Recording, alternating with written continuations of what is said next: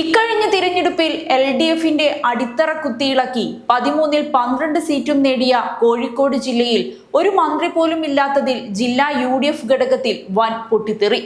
കഴിഞ്ഞ തിരഞ്ഞെടുപ്പിൽ 11 സീറ്റുകൾ നേടിയ LDFന്റെ PA മുഹമ്മദ് റിയാസ്, AK ശശീന്ദ്രൻ, അഹമ്മദ് ദേവർകോവിൽ എന്നീ 3 മന്ത്രിമാരെ കോഴിക്കോടിന് സമ്മാനിച്ചിടത്താണ് 13-ൽ 12 സീറ്റ് നേടിയവരെ പാടെ അവഗണിച്ചത്. ആരെന്തൊക്കെ ന്യായീകരിച്ചാലും വഞ്ചിതരായതിന്റെ അലയൊലികൾ ജില്ലാ ഘടകത്തിൽ മുഴങ്ങി തുടങ്ങി. ഇനി ആ അമർഷം ആളിക്കത്താനാണ് സാധ്യത. കാസർഗോഡ്, കണ്ണൂർ, വയനാട്, കോഴിക്കോട് അടങ്ങുന്ന വടക്കൻ മലബാറിൽ നിന്ന് കണ്ണൂർ പേരാവൂരിൽ നിന്ന് വിജയിച്ച സണ്ണി ജോസഫും വയനാട് കൽപ്പറ്റയിൽ നിന്ന് വിജയിച്ച T സിദ്ദീഖും മാത്രമാണ് മന്ത്രിസഭയിൽ ഇടം നേടിയത്. സംസ്ഥാനത്ത് UDFന് മൃഗീയ വിജയം സമ്മാനിച്ച കോഴിക്കോട്ട് AICC അംഗം കൂടിയായ K ജയന്ത് അവസാന നിമിഷം വരെ ലിസ്റ്റിലുണ്ടായിരുന്നു.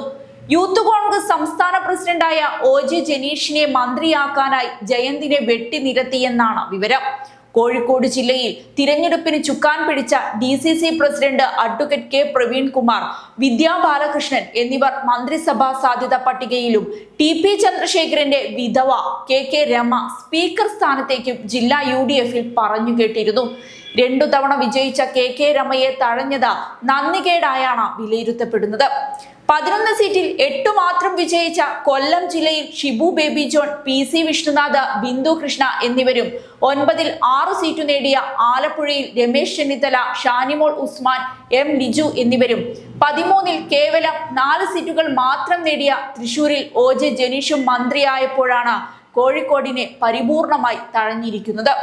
തിരുവനന്തപുരം വട്ടിയൂർക്കാവിൽ നിന്ന് വിജയിച്ച K മുരളീധരനും വയനാട് കൽപ്പറ്റയിൽ നിന്ന് വിജയിച്ച T സിദ്ദീഖും കോഴിക്കോട്ടുകാരാണെങ്കിലും അത് ജില്ലയ്ക്ക് ഗുണം ചെയ്യില്ലെന്നാണ് വിലയിരുത്തൽ. മുസ്ലിം ലീഗിനുള്ളിൽ പ്രതിഷേധം ശക്തമാണ്. ജില്ലാ പ്രസിഡന്റ് MA റസാഖിനെയോ മുതിർന്ന നേതാവായ പാറക്കൽ അബ്ദുള്ളയെയോ മന്ത്രിയാക്കണമെന്നായിരുന്നു പ്രവർത്തകരുടെ ആവശ്യം. എന്നാൽ ഈ ആവശ്യം സംസ്ഥാന നേതൃത്വത്തിനു മുന്നിൽ ശക്തമായി അവതരിപ്പിക്കാൻ ജില്ലാ നേതൃത്വം പരാജയപ്പെട്ടുവെന്നാണ് പ്രവർത്തകരുടെ ആരോപണം. അവസാന നിമിഷം വരെ പാറക്കൽ അബ്ദുള്ള മന്ത്രിയാകുമെന്ന പ്രതീക്ഷ നിലനിന്നിരുന്നു. പിന്നീട് 2.5 വർഷത്തിനു ശേഷം മന്ത്രിസ്ഥാനം നൽകാമെന്ന ധാരണ ലീഗ് നേതൃത്വം മുന്നോട്ട് വെച്ചുവെങ്കിലും അതിൽ പ്രവർത്തകർ തൃപ്തരല്ല. പല ഭാഗങ്ങളിലും ലീഗ് പ്രവർത്തകർ പരസ്യ പ്രതിഷേധവുമായി രംഗത്തെത്തിയതും നേതൃത്വത്തെ പ്രതിരോധത്തിലാക്കിയിരിക്കുകയാണ്.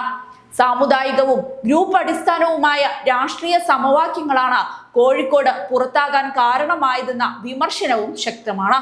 11 സീറ്റിൽ 8 മാത്രം നേടിയ കൊല്ലത്തിനും 9-ൽ 6 സീറ്റുകൾ നേടിയ ആലപ്പുഴയ്ക്കും 1-ലധികം മന്ത്രിമാരെ നൽകിയപ്പോൾ 12 സീറ്റുകൾ നേടിയ കോഴിക്കോട് പൂർണ്ണമായും അവഗണിക്കപ്പെട്ടുവെന്നാണ് പ്രവർത്തകരുടെ വികാരം.